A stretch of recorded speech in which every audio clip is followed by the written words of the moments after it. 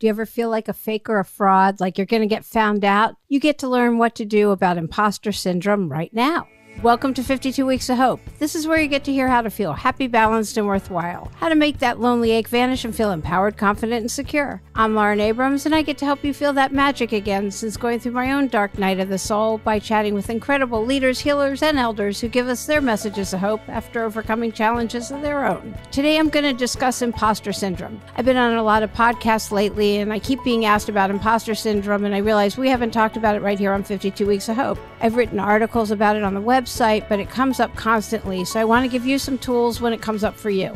By the way, if you're suffering from imposter syndrome, you're in really good company. Meryl Streep, Michelle Obama, Facebook Sheryl Sandberg, they all suffer from it and they're very outspoken about it. Maya Angelou, she used to talk about it. She said that she has a quote, she wrote 11 books, but each time she'd think, uh-oh, they're going to find out now. I've run a game on everybody and they're going to find me out. So even Maya Angelou suffered from imposter syndrome. I have some questions on imposter syndrome. There's a quiz on it. There's a link on my website at 52weeksofhope.com if you want to take a quiz, but you don't need to take a quiz. You know when you suffer from it, you get that feeling like, oh my gosh, they're going to find out now you're about to start a new job and you think you're not qualified. Or I can remember I was in a courthouse. I don't remember if I was in trial or I was just showing up for a hearing or what it was. I'd been practicing a good 10 years and I was thinking, oh my God, all these people, they think I'm a lawyer. I am a lawyer. I'd been practicing for 10 years. I went to good schools and everything else, but I think I'm I'm faking being a lawyer.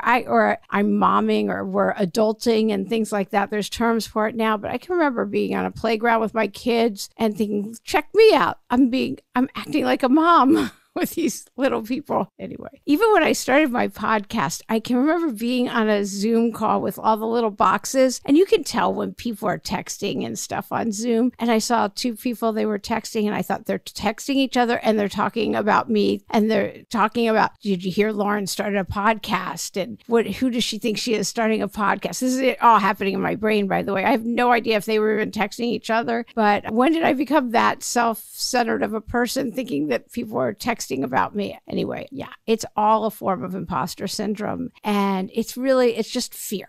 And I'm not minimizing fear, but it's all fear-based. And when we suffer from fear, when you suffer from fear, the only way through is through. It has to be walked through. Oh, some of the questions on the website, by the way, are with the imposter syndrome quiz is, do you think if I can do it, anybody can do it? Or do you agonize over the smallest flaws in your work? And do you think if anyone can do it, if I can do it, anyone can, even deep inside? Or if you succeed, do you secretly feel like you fooled them again? Those are just some of the questions.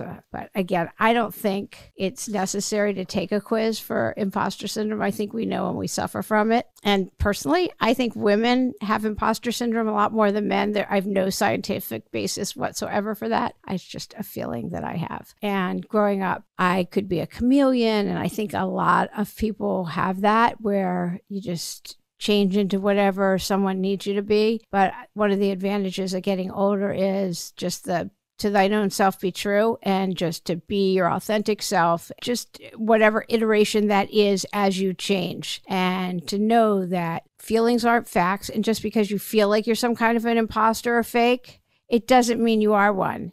It just means you feel like one. And in a few minutes, I'm sure you're going to feel like something else anyway, that feelings pass. Like, who knew? Uncomfortable feelings don't last forever. They just move along. And that feelings do have a life cycle, that in fact, feelings peak for 5 minutes. They're going to pass. And if you can feel where you feel it in your body, like actually sit still, close your eyes and feel where in your body you feel the feelings and feel where they pass through, then you're actually creating new neuro pathways. I just think that's really cool. So imposter or not, you can feel the feelings and feel where they move along and then create those new neuro pathways. Then that fear is just moving right along and you get to go through it. So I was taught that fear is false evidence appearing real. It's not real. It's just a blip on the screen and nothing real is happening. So if you got the job, that relationship, you've started a business, or even like with me, a podcast, whatever it is, you are supposed to be there. You are there for a reason. So enjoy it and know it is where you're supposed to be. You really are. Don't listen to the negative voice telling you otherwise. Thank you for sharing and move along because it isn't real. You deserve to be in your greatness. As Angela Manuel Davis reminds us, if you can see it, you can be it. God didn't put that dream in your head for no reason. So enjoy the good. No one is talking about you. You've got this. You're killing it. You're supposed to be there. So yeah, that is imposter syndrome pretty much in a nutshell. You think you're a fake, you're a fraud, but it's not true. It's fear. It's fear telling you that you're a fake. And no one can do what you do exactly like you do it. No one has your handprint, only you, and only has your unique voice, your unique vision, your unique handprint, footprint, whatever you want to call it. And so you got that job. You're supposed to be there. Show up and just be you.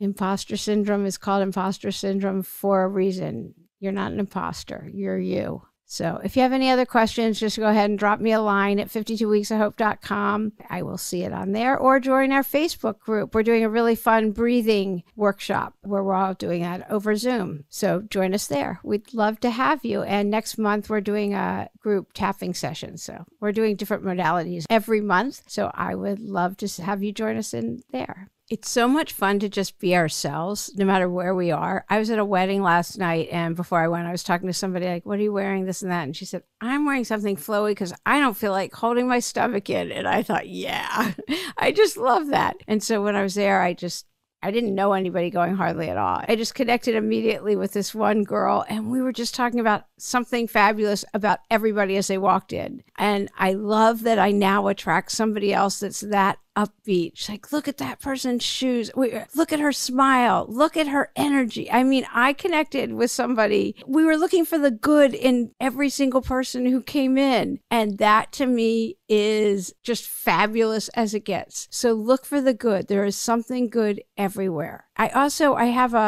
now that I'm thinking about the different articles on the website, I wrote at the beginning of the pandemic, 7 things to feel better, 7 things you can do to feel better right now. And there's things like just put your feet in the dirt, go outside and put them in the ground. There's something about grounding that it rejuvenates our souls and makes us feel better. If you're not able to do that, if you just put a smile on your face, even if it's fake, it stimulates endorphins and makes us feel better. Maybe not as much as like dancing around. That can do it. Just dancing, singing. I mean, granted, if you're around me and I'm singing, people generally beg me to lip sync.